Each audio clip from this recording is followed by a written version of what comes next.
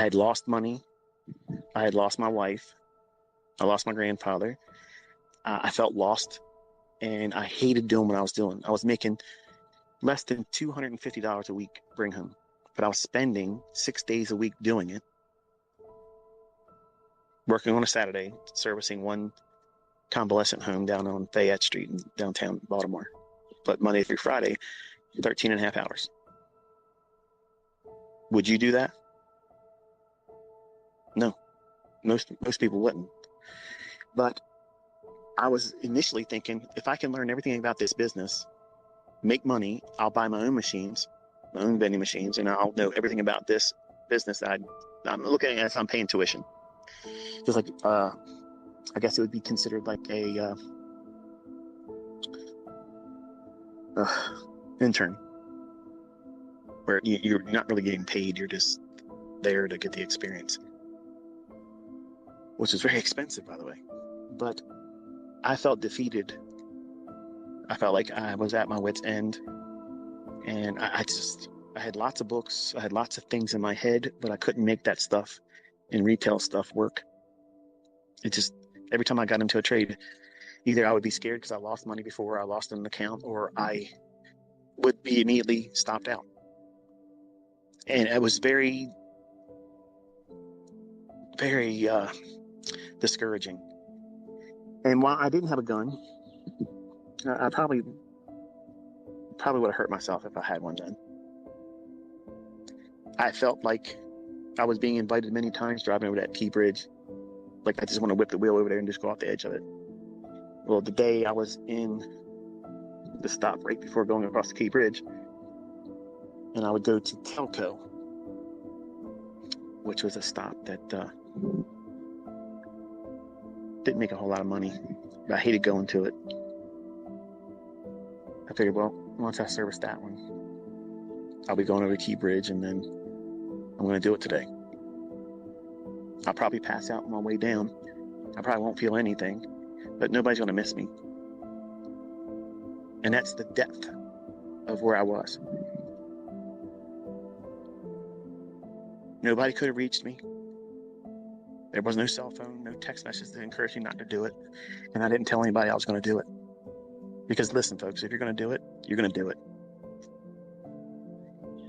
People that talk about doing it, they just want someone to say, I love you, don't do that. They don't want to really hurt themselves. But that day I did. I felt empty, worthless. I looked at my history. My own parents didn't want anything to do with me. And the only person that looked at me like a son was my grandfather. He was gone. I had no direction in life. And yes, I believed in God, but that wasn't enough at the time. And I needed to feel some kind of purpose, some reason to be here, because there was no reason for me to want to be here.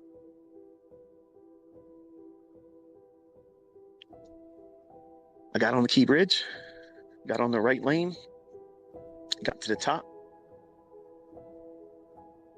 stopped. Put my hazards on. I said, it would be terrible for me to take this truck and hurt this company. They'd have to pay for that damage. I'm just going to go off of it. It only takes me a second to get up there. I'm just going to step off and that's it. Once I'm over, it's over. I can't stop it. And again, I'll probably pass out before I hit.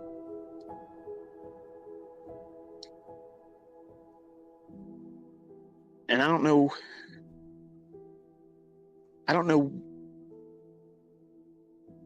why that day. What was I didn't wake up that morning and think it. It was while I was working. While I was working and thinking about what I was doing and how I felt trapped doing that. And I didn't see an out. I never drank alcohol. I never did drugs.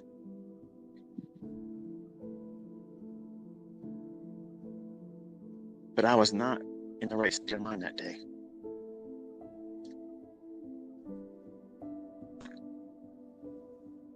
Something said, Go home and don't think about it.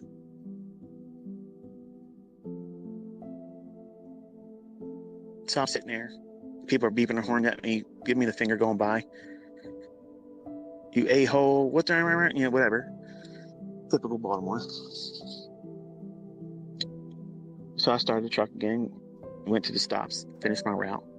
Didn't hang out like I usually did with my employer. Drove home, numb, no radio. Didn't lift weights that day. Went in, got a shower, didn't eat. And I sat in there and I stared at my computer. But I sat there, looked at all the books I bought, and remembered all the hopes I had in waiting for them to arrive.